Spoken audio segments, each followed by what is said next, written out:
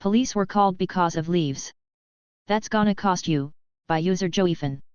This is recent and very petty but great. My friend keeps a very clean yard. In the fall he likes to get all the leaves before it rains and they become a bitch to pull up. His neighbor doesn't care about his yard as he has owned the house for a few years and still has not moved in. He lives a few states away. As my friend was finishing up sucking up the leaves with his machine, some of them blew into the neighbor's driveway way. Maybe 20 leaves total. My friend finished up and went inside. About 20 minutes later there was a knock on the door and squad car outside. The officer said they received a complaint about leaves being blown into the driveway. The neighbor had been watching on his doorbell cam and decided this transgression warranted police intervention. You could tell the officer was visibly annoyed as my friend asked the officer to look at his yard and then his neighbor's. The pettiness. The neighbor had an old car shipped and dropped in the driveway about 8 months ago where it has sat ever since. Remember, he still lives a few states away.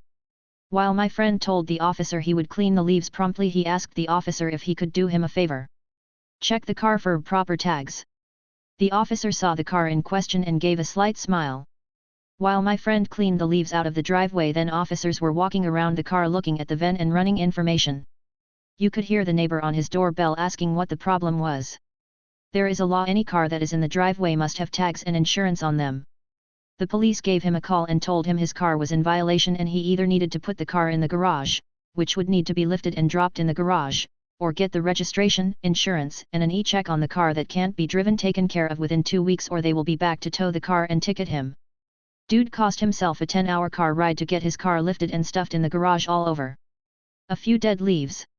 Revenge on my wife was sweet, by user charlisterquing22. So quick backstory.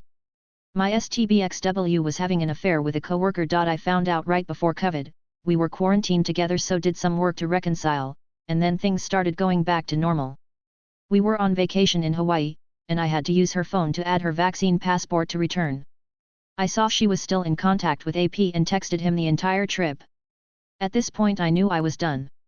However, instead of blowing up and confronting her, I figured I needed to gather info and move on. So, I deleted the text thread and blocked his number. The next 24 hours before we left were amazing. She clearly knew I had removed his contact, but she couldn't confront me about it just in case I didn't, and it exposed her still sleeping and talking to him. To watch her meltdown over the next day and being jittery and frantic still brings a tear to my eye. Nothing was said on the many hours flight home, and she was shaking. She knew something was coming. Anyway, I waited 3 more days so I could set myself up to leave, and got the rest of those texts and hidden messages she had elsewhere. I'm just proud of myself for being calm, cool, and collected at probably the most painful moment of my life. She is but a memory now, and I have happily moved on. Love it when one doc chews another out in ER, by user natureregressive1804. So about, 6 years ago, I got to witness the best revenge on a rude egotistical doc. So to start off I have something called EOE, eosinophilic esophagitis. Basically think anaphylaxis, but instead of your airway swelling shut, your esophagus does. At this time I did not know I had EOE. I thought the choking was due to anxiety, as I have always been told. Husband and I went to dinner and it happens. I start choking. I don't panic, BC, this normal for me, it happens, get up, go the bathroom to force myself to puke, except this time 20 minutes in and I can't. I'm now starting to panic a little.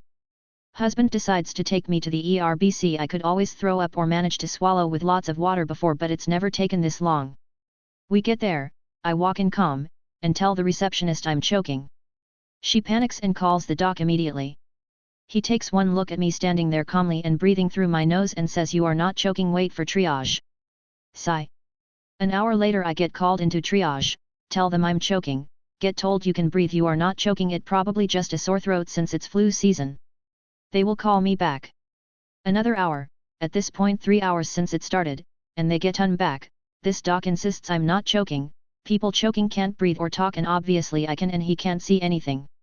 At 2 more hours, 5 hours at his point, I use my phone and call patient advocate of the hospital and say I'm in the ER and I need help and a second opinion, and doc refuses. She comes down, talks to me and gets a GI doc to look at me.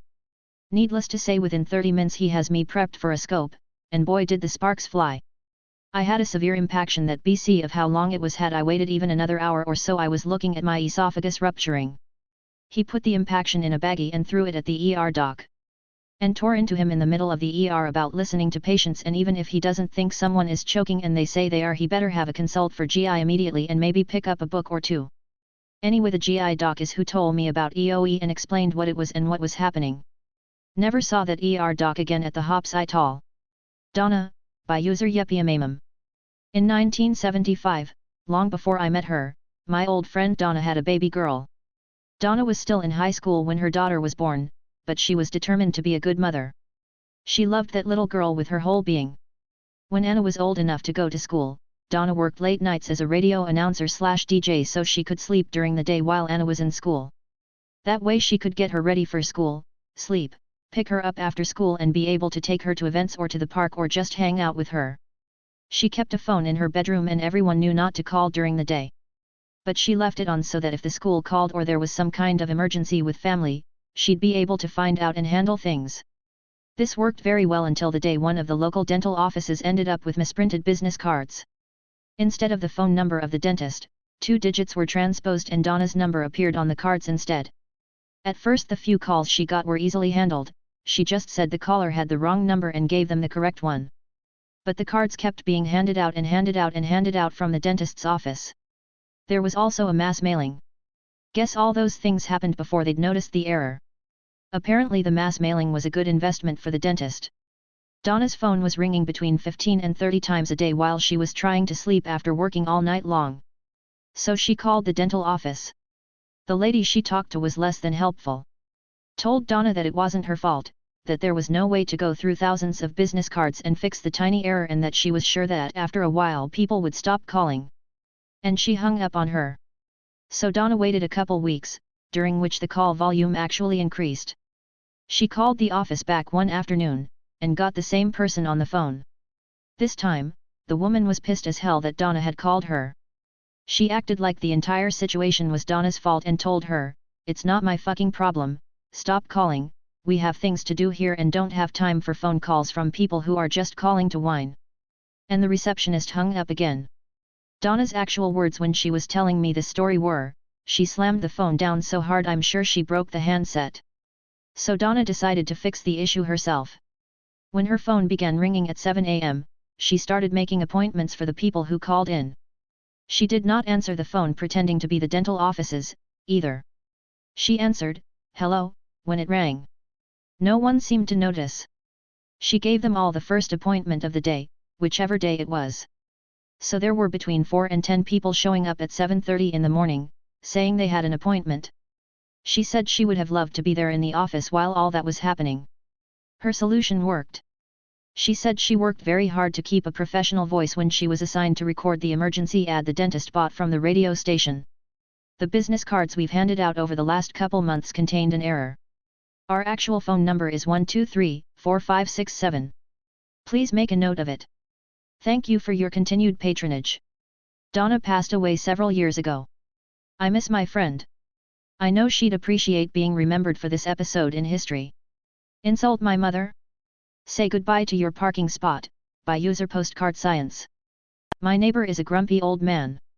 He was the first person living on this street and he treats the street as his private property, and he parks his car on the street in front of his house. Next to his house is an elementary school.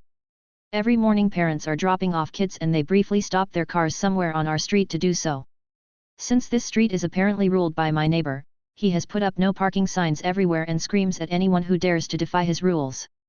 I was tolerating this behavior since it did not affect me personally, not my business. However, at one point my mother came to visit. As she was walking past his house, the neighbor comes flying out of the house screaming insults, sending drops of saliva all over my mother. I think the neighbor thought that a car parked on the street in front of his house was hers, and when she said it was not her car, he accused her of not accepting responsibility, not respecting his authority, etc. It got so bad that other passers-by had to try calm him down before his threats would go from words to action. My mum said she has never been so insulted in her entire life. I decided that enough is enough. I petitioned to the authorities that the street was too narrow to allow two-way traffic with cars parked on the side. Shortly thereafter, the neighbor's no parking signs were gone, and they are replaced by one official one, meaning that the neighbor will be fined if he parks in front of his house. The neighbor has no garage or anywhere else to park his car. A very satisfying petty revenge.